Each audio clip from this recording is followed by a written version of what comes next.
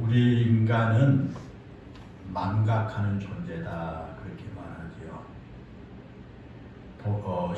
19세기 독일의 심리학자인 헤르만 에빙하우스가 자기 자신을 대상으로 실험한 결과 시간이 지남에 따라서 기억에 남는 양도 감소한다라는 것을 발견했어요. 자기 자신을 대상으로 실험을 했는데요. 무슨 일이, 무슨 사건이 있는데 그게 시간이 지남에 따라서 그 양이 감소가 되더라 라는 거죠. 기억에 남는 그런 양이 감소되더라는 겁니다. 그는 그 무의미한 책자를 학습한 뒤에 그 망각 현상을 관찰한 결과 인간의 이 망각이 빠르게 이루어진다라는 것을 발견하게 된 겁니다. 우리 인간이 무언가를 학습한 뒤에 이 10분이 지나면 망각이 시작된다고 합니다. 그리고 20분이 지나면 처음 기억의 42%가 잊어져서 58%만 남는데요. 여러분이 오늘 설교를 듣고 20분 지나면 58%밖에 안 남아요. 20분 지나면. 지금 설교를 들은 말씀이 여러분이 10분이 지나면 잊어지기 시작해요. 그리고 1시간이 지나면 처음 기억의 44%만 남는다는 거예요. 그리고 하루가 지나면 33.7%만 남아서 처음에 기억했던 것의 3분의 2가 잊혀지고 만다라는 거죠. 그리고 6일이 지나면 75%를 잊어버리고 한 달 이후에는 79%가 잊어버린다라는 거예요. 그러니까 여러분이 지금 쉽게 설명하면 오늘 앉아서 예배 드리면서 설교를 듣는 것이 10분 지나면서 잊어지기 시작해서 한 달 후에는 79%가 다 잊어진다는 거죠. 저는 말씀을 준비하면서 이렇기 때문에 목회할 수가 있겠구나 하고 생각을 했어요. 여러분 생각해 보세요. 목사가 설교를 수십 번, 수백 번 여러분과 함께 하는데 설교했던 거 하나 안 잊어버리고 다 기억하고 있다면 목회 못할 것 같아요. 그래서 여러분이 이렇게 잊어지니까 한 달 지나면 79%가 잊어지니까 했던 설교 또 할 수 있고 했던 설교 또 할 수 있고 그렇게 한 것 같아요. 물론 이거 하나의 가설입니다. 사람에 따라서 기억하는 용량이 다르고요. 같은 사람이라고 할지라도 어떻게 느끼고 기억하느냐에 따라서 기억하는 시간이 길어지기도 합니다.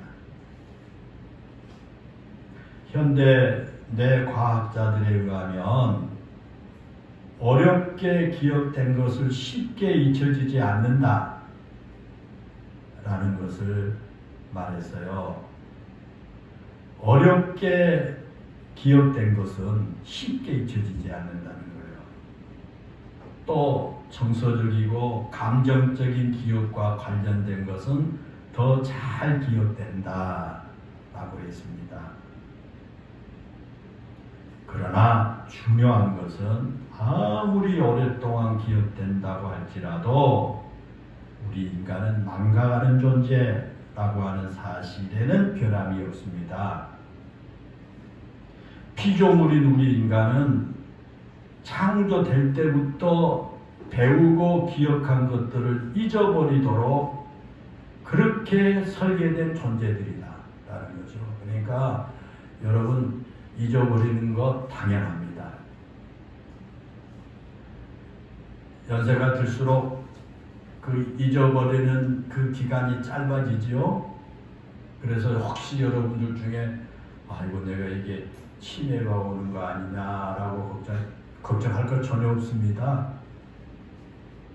잃어버리도록 우리 인간은 창조되었다라는 겁니다. 여러분 그렇습니다. 우리 인간은 망각하는 존재입니다. 피조물인 존재, 유한한 존재인 우리 인간은 망각하는 그런 존재다라는 겁니다. 그건 틀림없는 사실입니다. 그런데 여러분 망각하는 것이 반드시 나쁜 것만 아닙니다. 그렇죠? 잊어버리는 것이 반드시 나쁜 것만 아니에요. 우리가 망각할 수 있기에 용기를 가지고 다시 뛸 수가 있는 거거든요. 예를 들어볼까요? 우리 엄마들이 출산의 고통을 잊기 때문에 둘째도 낳고 셋째도 낳습니다.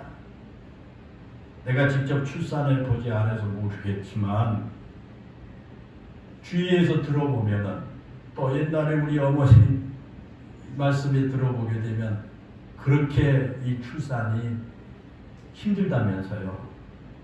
우리 어머니 말씀하셨던 기억이 나요. 출산하러 옛날엔 다 집에서 낳았잖아요.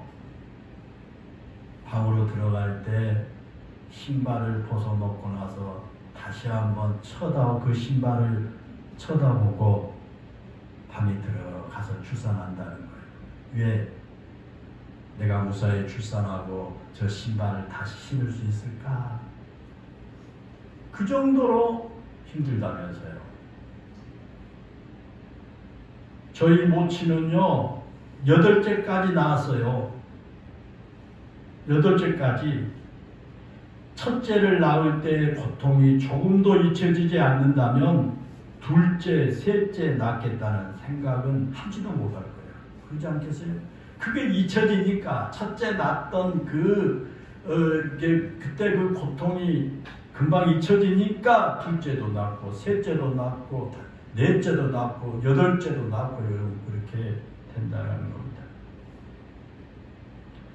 그러나 힘들었던 순간을 잊을 수 있기에 다시 도전할 수 있는 용기가 생긴 것입니다. 지난날 고통스러운 순간을 잊을 수 있기에 오늘을 행복하게 우리가 살 수가 있다라는 것입니다. 만약 지난날 내 삶에 찾아왔던 힘들고 고통스러운 기억들이 잊혀지지 않고 그대로 남아있다면 우리는 그 고통의 무게에 짓눌려서 생명을 이어갈 수가 없을 것입니다. 그렇게 잊혀지는 것이 우리에게 축복이지만 그러나 때로는 잊어서는 안 되는 것까지 잊어버리기 때문에 우리는 늘 안타까운 마음으로 살아가기도 합니다. 잊을 것은 빨리 잊어야 되지만 또 잊어서는 안 될 것이 있습니다. 근데 잊어서는 안 될 것을 여러 번 잊어버리기 때문에 안타까운 마음으로 살아갈 때가 있습니다. 예를 들면 학생이 열심히 배운 것은요, 그 배운 것을 잊지 않으면 좋을 텐데 우리는 배운 지 불과 10분 만에 잊기 시작합니다. 그래서 반복학습이라고 하는 것이 있지 않습니까? 반복학습. 영어 단어를 하나 외우더라도 영어 단어를 보고 나서 10분이면 그거 잊어요. 10분 전에까지는 그 단어를 외웠는데 10분이 지나면 잊어지기 시작하는 거예요. 그래서 외우고 또 외우고 보고 또 보고 반복학습을 합니다. 잊지 않아야 할 것들을 잊지 않기 위해 배운 것을 계속해서 다시 입력하는 것입니다. 특별히 우리가 누군가에게 받은 그 은혜가 있다면 그것을 잊지 않아야 사람된 도리를 할 수 있습니다. 그렇지 않습니까? 받은 은혜가 있으면 그 받은 은혜를 잊지 않아야 사람다운 사람의 도리가 됩니다. 그런데 우리는 너무 자주 잊어버립니다. 또 누군가와 약속한 것을 잊지 않아야 실수를 하지 않는데 때로는 약속을 하고도 잊어버리는 경우가 참 많습니다. 저는요, 얼마 전까지 여기 하도 여기저기 이 상담하는데 결혼식을 많이 가기 때문에 그냥 내가 축의금 보낼 건 보내고 또 조의금 보낼 건 보내고 그리고 아무 기록도 않고 그래 왔어요. 소리 결혼하기 전까지만 해도 그랬어요. 그래서 아무 근거가 없어요. 그런데 이걸 가만히 주변에서도 보니까 내가 이 상당했을 때 저 집을 갔는데 또 저 집이 상당했을 때 내가 갔는데 우리 집이 상당했을 때 저 집이 안 온 것을 이렇게 알면요, 가만히 들어보니까 굉장히 막 기분 나빠하고, 아이고 때로는 막 상종도 안 해버리고 그러더라고요. 야, 이게 그렇구나. 내가 그때부터 쭉 썼어요. 쭉 내가 가는데 쭉 쓰고, 또 내가 또 내가 받은 거 쭉 컴퓨터에 써서요, 청첩장 영어 그거 먼저 보거든요. 그런데 그렇게 해도 잊어버릴 때가 있어요. 금년 봄인가 옛날에 목회하던 데서 계속 연락도 없고 했는데 아들 결혼한다고 연락이 와가지고요. 그래서 너무 반가워가지고 갔어요. 가서 내 나름대로 축의금을 하고요. 아주 기쁘게 돌아왔어요. 그런데 나중에요, 또 그런 그 컴퓨터를 쭉 한번 보니까 그분이 우리 소리 결혼식 할 때 왔더라고요. 그분이 온 거 까마득히 잊어버렸어요. 그런데 보니까 거기에 이제 그때 소리 때부터 적었으니까 이 액수를 했는데 보통 하는 사람보다 상당히 많이 했어요. 그분이 지금 그 농협장으로 지금 있는데 했어요. 그걸 보고 나서는 얼마나 내가 마음에 힘들었는지요. 얼마나, 내가 그것만 못했거든요. 나는 보통 하는 대로 했거든요. 얼마나 마음이 무겁고 힘들었던지, 그분과 관계된 분이 연락이 와서 친척이 어떻게 통화가 돼가지고 했는데 그분한테 다 털어놓고 이야기했어요. 내가 이런 실수를 해서 마음이 너무 무겁고 힘들다. 내가 그 둘째 결혼할 때 가서 많이 할게, 그 이야기를 전하면서. 이게 우리가 이와 같이 그 해야 할 도리를 잊어버리면, 너무 자주 버리게 되면 이 실수하게 되게 되고요. 또 이렇게 좋지 않는 그런 경우가 많아요. 잊고 싶은 것은 잊어지지 않고요. 잊지 말아야 할 것은 잊는 경우가 여러분 많이 있지 않습니까? 그래서 실수하기도 하고 사람답지 못한 채 우리가 살아가기도 하는 것입니다. 우리 인간은 이와 같이 잊어버린 존재, 망각의 존재인데, 그러나 하나님은 결코 그렇지 않습니다. 하나님은 기억하셔야 할 것은 결코 잊지 않아요. 하나님은 반드시 기억하신 분이에요. 특별히 하나님께서 자신이 약속하신 것에 대해서는요, 절대 잊지 않으셔요. 오늘 본문에도 보면 하나님께서 기억하셨다는 말씀이 2번이나 반복해서 나옵니다. 그리고 본문에 보면 하나님께서 기억하신 방법 3가지로 나타나 있어요. 하나님이 어떻게 기억하고 계시느냐? 기억하는 방법 3가지. 그것을 하나님의 기억 방식이라 그렇게 말할 수가 있겠습니다. 그 첫 번째 방식은 뭐냐? 하나님께서 자신이 하신 약속을 겪고 잊지 않고 기억하신다는 겁니다.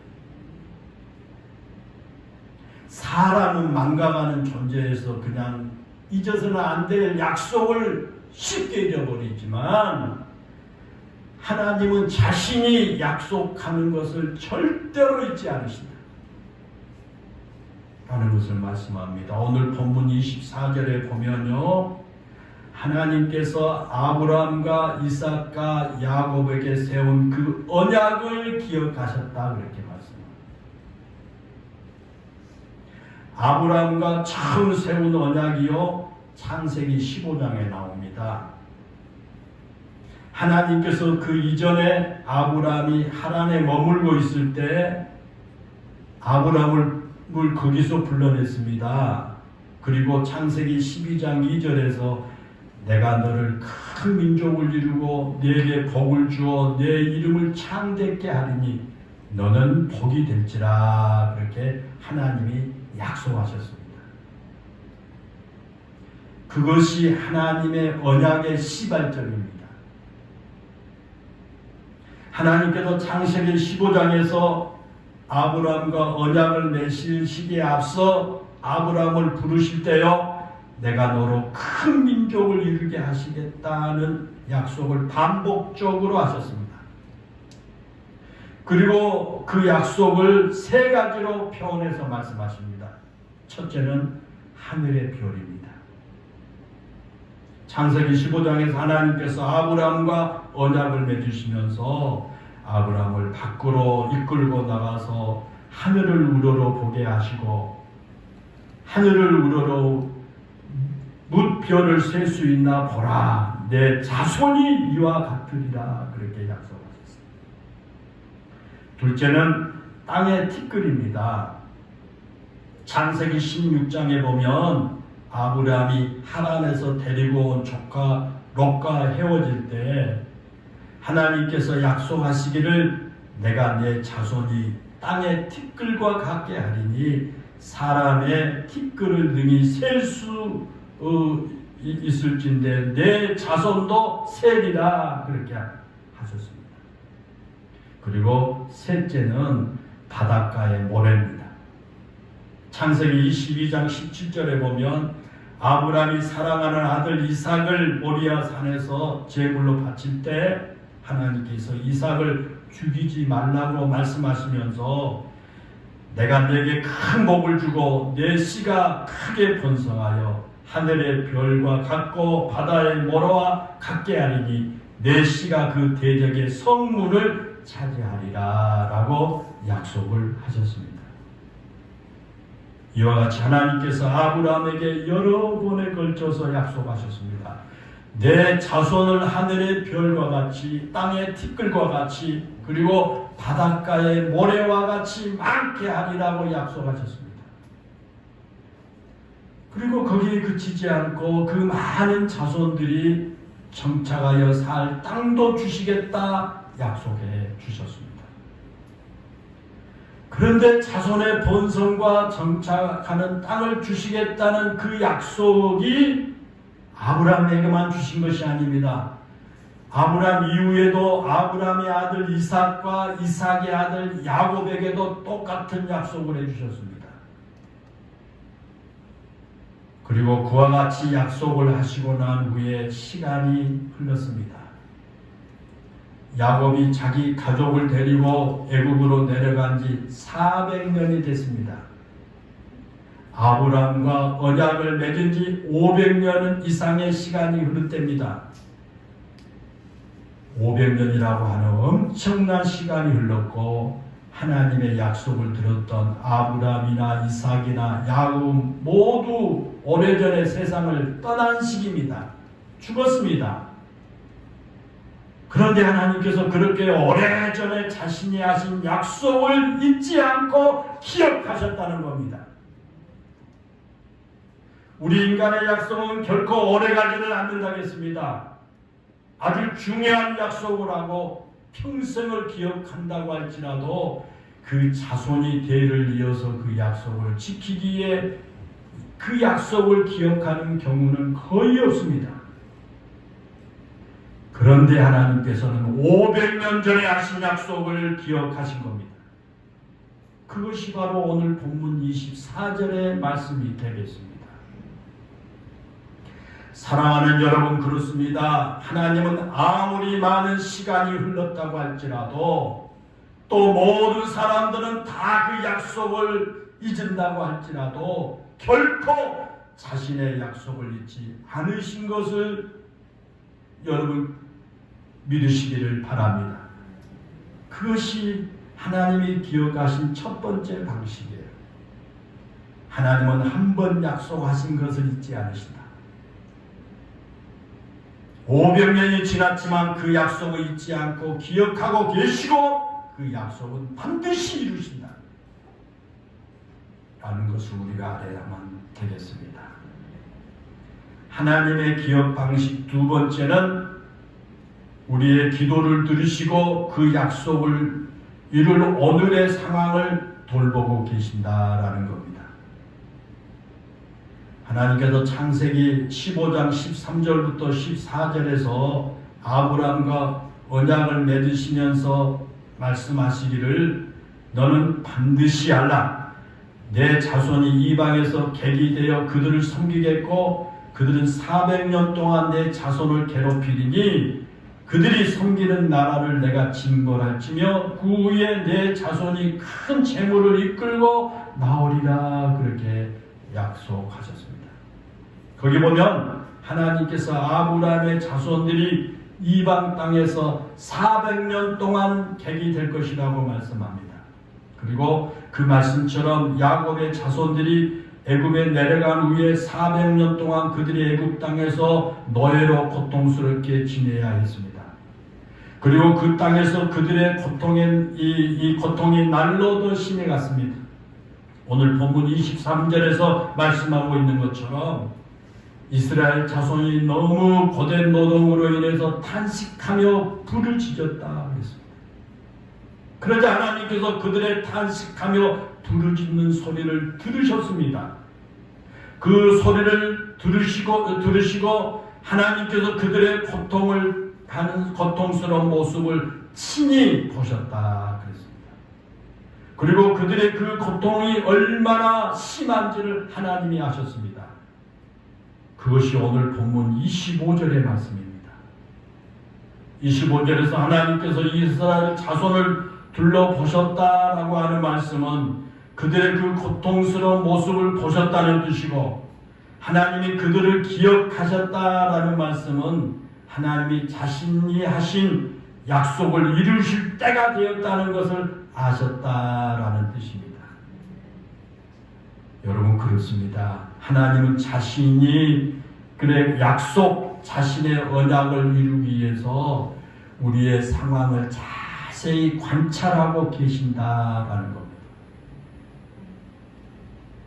그러면 여러분, 하나님께서 어느 때 우리를 그렇게 자세하게 관찰하실까요? 어느 때 하나님께서 우리를 그렇게 관찰하여 보고 계실까요? 물론 하나님은 언제나 우리의 형편을 아시는 분이에요. 언제 어디서나 여러분의 형편을 잘 아시는 분입니다. 우리가 하나님께 하나님 나 좀 봐주세요 라고 말하지 않더라도 하나님께서는 우리와 우리의 형편과 처지를 잘 아십니다. 그런데 하나님은 우리가 간절하게 기도할 때 더욱 우리를 집중하여 보시게 된다는 겁니다.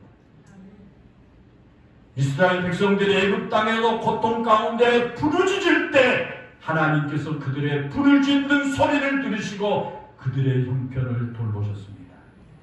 그리고 그들을 구원할 때가 되었다는 것을 기억하시고 아셨습니다. 우리는 종종 그렇게 생각합니다. 내가 기도하지 않아도 하나님께서 내 형편과 처지를 다 아시는데 뭐가 그렇게 기도할 필요가 있겠냐? 하나님은 다 아시는데, 내가 기도하지 않아도 하나님 다 아시는데 뭐가 그렇게 기도할 필요가 있나라는 생각을 합니다. 여러분은 혹시 그런 생각을 해보지 않으셨어요?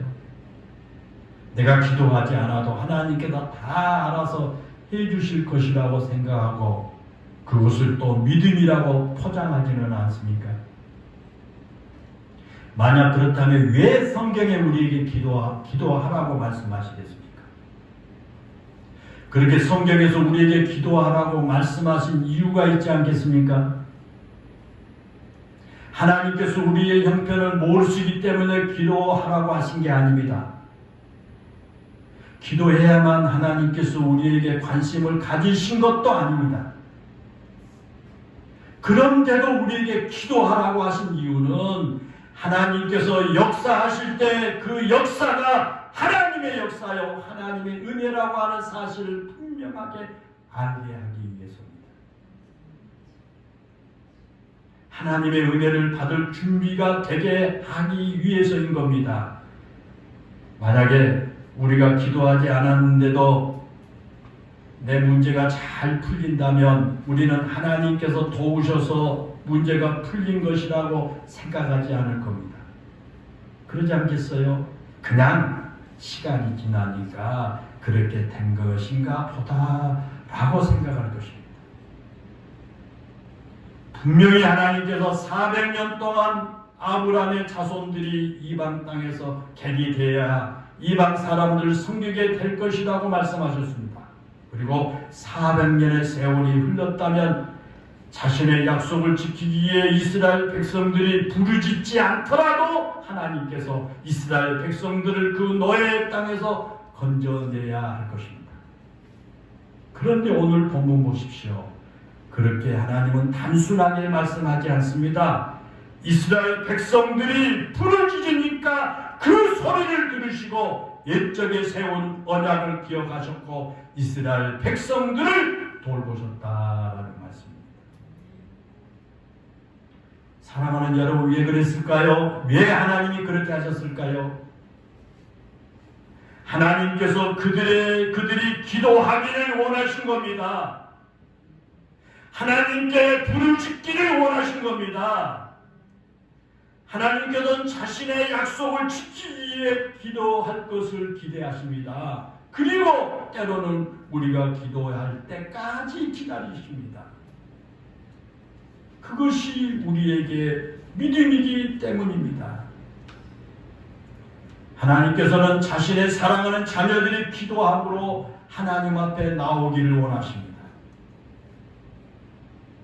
하나님을 기억하기를 원하십니다. 우리가 하나님을 기억할 때 하나님께서도 우리와 약속하신 것을 기억하신다는 겁니다. 그것이 하나님께서 기억하신 두 번째 방식이다라는 겁니다. 여러분 꼭 기억하십시오. 하나님께서 우리에게 약속하시고 우리를 지켜보고 계시지만 여러분의 기도를 기대하십니다.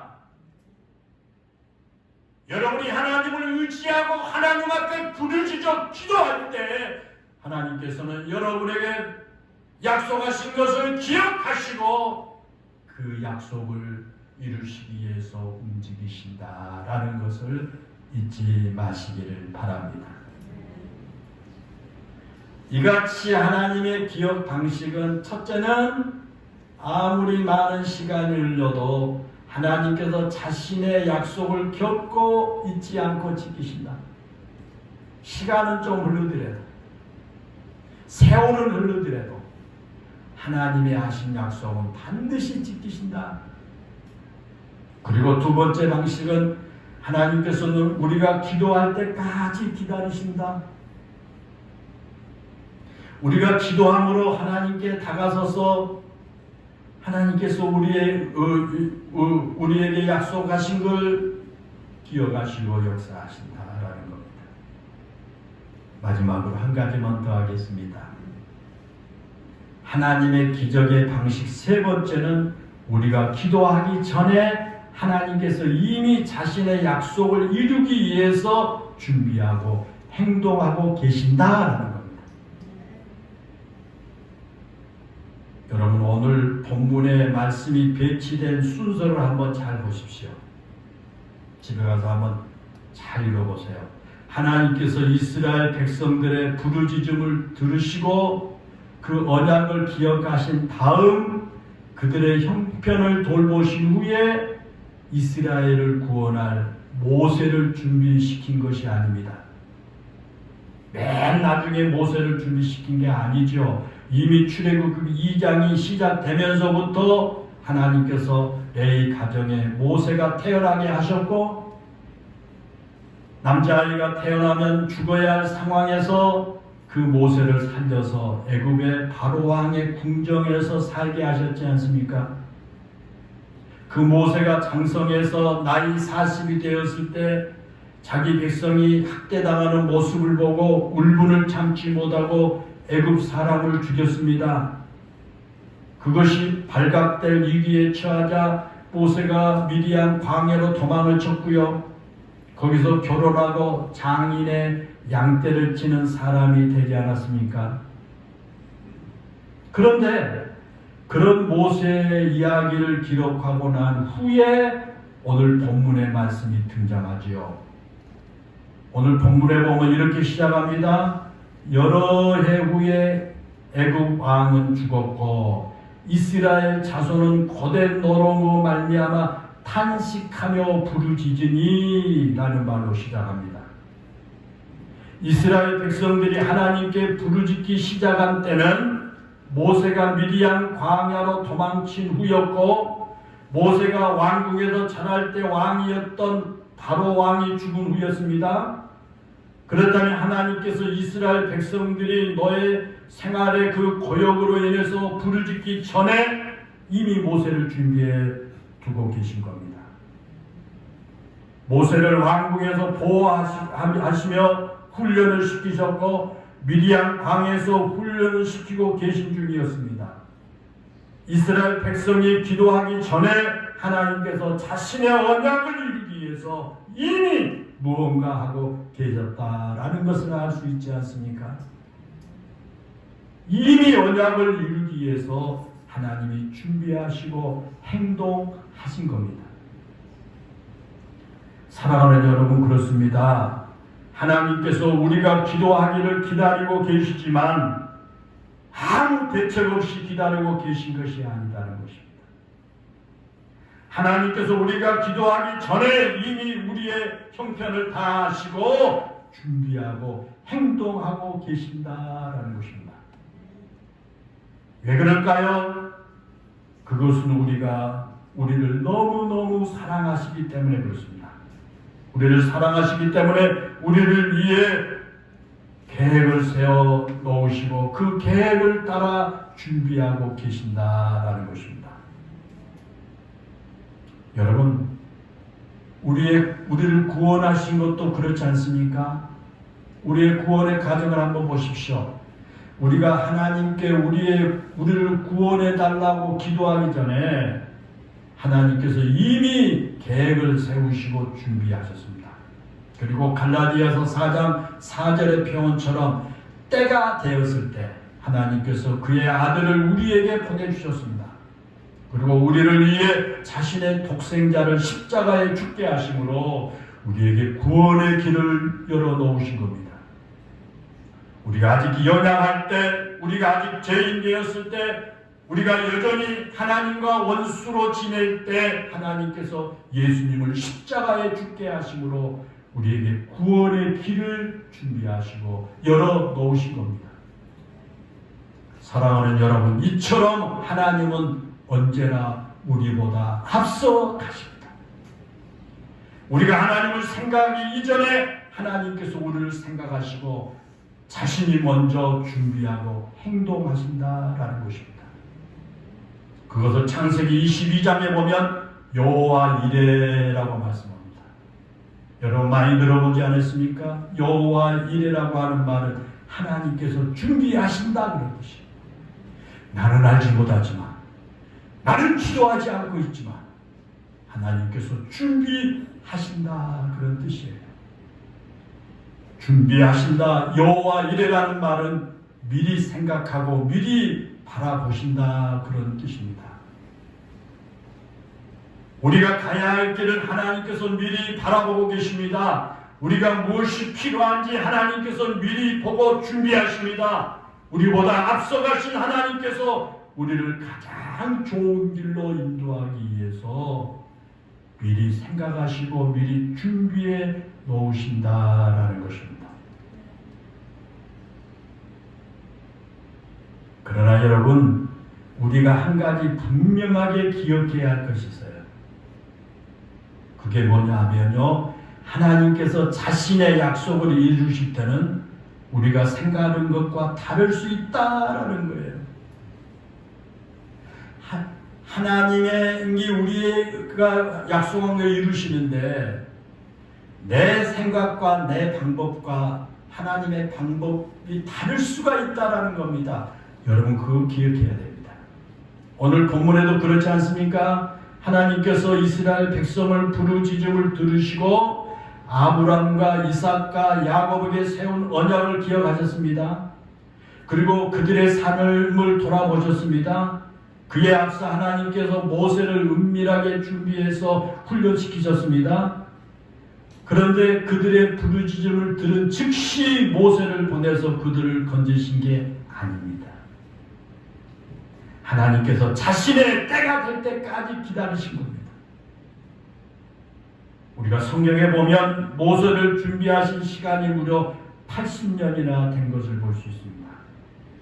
아브라함에게 자식을 주시겠다고 약속하시고요, 이삭을 낳게 하신 것이 25년이나 기다리게 하셨습니다. 우리 생각에 하나님께서 아브라함에게 자식을 주겠다고 약속하셨으면 그렇게 애타게 기다리게 하지 말고 즉시 주셨으면 얼마나 좋겠습니까? 그런데 하나님께서는 25년이나 기다리게 하신 겁니다. 아브라함의 생각과는 전혀 다릅니다. 이제 더 이상 자식을 낳을 가망성이 없다고 생각할 때까지 기다리게 하신 겁니다. 그러더니 이삭을 선물로 주셨습니다. 오늘 본문의 이스라엘 백성들의 경우 그렇게 고된 노역으로 인해서 부르짖기 전에 모세를 보내셨으면 얼마나 좋았겠습니까? 그런데 하나님께서 이스라엘 백성들이 노역으로 고되고 힘들어서 부르짖을 때까지 기다리신 겁니다. 사랑하는 여러분, 그렇습니다. 하나님은 결코 잊어버리지 않습니다. 그러나 우리는 그 약속을 이루실 때를 정확하게 알지 못합니다. 하나님의 약속은 반드시 이루지만 그 때는 우리는 모릅니다. 아무리 우리가 그 때를 정해놓고 기도한다고 이루어진 게 아닙니다. 그 때는, 그 방법은 하나님의 권한 안에 있습니다. 때로는 오래 기다리게 하실 수 있습니다. 그렇지만 그렇게 기다리게 하실지언정 하나님은 절대로 잊어버리지 않습니다. 출애굽기의 내용은 잊어버린 데서부터 시작됩니다. 출애굽기 1장 7절까지는요, 야곱의 가족이 애굽 땅으로 내려간 이야기가 기록됐습니다. 그런데 1장 8절은 요셉을 알지 못한 새 왕이 등장하면서 이스라엘 백성들에게 고통이 시작되었다고 말씀합니다. 요셉을 기억하지 못한 새로운 왕이 등장함으로 인해서 이스라엘 백성들이 노예로 전락했고 고통의 시간을 살아야만 한 것입니다. 요셉은 큰 흉년에서 애굽을 위해서 건진 사람 아닙니까? 그런데 애굽이 그 요셉을 잊어버렸습니다. 그리고 애굽이 요셉을 잊었을 때 이스라엘에게 고통이 시작된 것입니다. 사랑하는 여러분, 꼭 기억하시기 바랍니다. 사람은 잊을지라도 하나님은 결코 잊지 않으십니다. 이사야서 49장 14절부터 16절에 보면 우리가 잘 아는 말씀이 있습니다. 오직 시온이 이르기를 여호와께서 나를 버리시며 주께서 나를 잊으셨다 하였거니와 여인이 어찌 그 젖먹는 자식을 잊겠으며 자기 태에서 난 아들을 궁일이 여기지 않겠느냐. 그들은 혹시 잊을지라도 나는 너를 잊지 아니할 것이라. 내가 너를 내 손바닥에 새겼노라고 말씀하십니다. 사랑하는 여러분, 그렇습니다. 우리는 종종 하나님이 나를 잊으신 것이 아닌가 나는 의심을 할 때가 있습니다. 그러나 하나님은 나는 결코 너를 잊지 않는다고 말씀합니다. 내가 너를 내 손바닥에 새겼는데 어떻게 너를 잊겠느냐고 말씀하십니다. 하나님은 잊지 아니하시고 기억하신 분입니다. 우리는 잊을지라도 하나님은 절대로 우리를 잊지 않으십니다. 우리와 하신 약속은 결코 잊지 않으신다라는 것입니다. 사랑하는 성도 여러분, 우리에게 약속하신 것을 결코 잊지 않고 기억하시며 반드시 그 약속을 지키시는 하나님께 감사하며 사시기를 바랍니다. 결코 잊지 않고 기억하시며 우리의 기도를 기다리고 계신 그 하나님께 여러분의 모든 문제를 내어놓고 기도하시기를 바랍니다.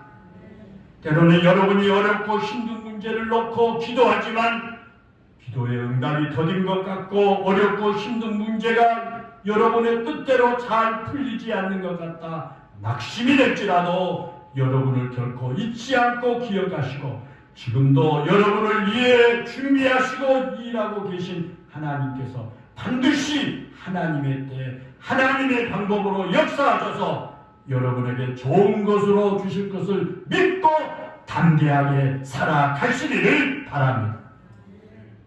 하나님께서 기억하시면 우리에게 두려울 것이 없습니다. 하나님께서 기억하시면 우리는 부족할 것이 없습니다. 왜 그럴까요? 기억이 곧 사랑이고 기억이 곧 성취이기 때문입니다. 기도하겠습니다. 은혜롭고 감사하신 아버지 하나님, 오늘 우리 영일교회 성도들에게 하나님께서 결코 우리를 잊지 않고 기억하고 계신다는 이 말씀을 깊이 깨닫고 이 말씀 붙들게 해 주옵소서. 하나님께서 우리와 약속하신 것 또한 우리의 삶의 모든 것을 잊지 않고 기억하고 계신 것을 기억하면서 하나님께 감사하며 사는 우리 성도들 되게 해 주옵시고, 우리가 하나님께 기도하고 하나님께 부르짖기를 기다리고 계신 그 하나님을 기억하고 하나님 앞에 우리의 모든 문제를 내어놓고 부르짖어 기도하는 우리 성도들 모두가 되게 해 주옵소서. 또한 우리의 기도의 응답이 더딘 것 같고 우리의 가정에 지금 어렵고 힘든 문제가 기도하고 부르짖지만 내 뜻대로 잘 풀리지 않은 것 같아서 낙심이 될지라도 하나님께서 결코 잊지 않고 우리를 기억하고 계시고 하나님께서 반드시 하나님의 때 하나님의 방법으로 역사하셔서 나에게 좋은 것으로 주실 것을 믿고 믿음으로 담대하게 사는 우리 영일교회 성도들 모두가 되게 해 주옵소서. 예수님의 이름으로 기도하옵나이다. 아멘.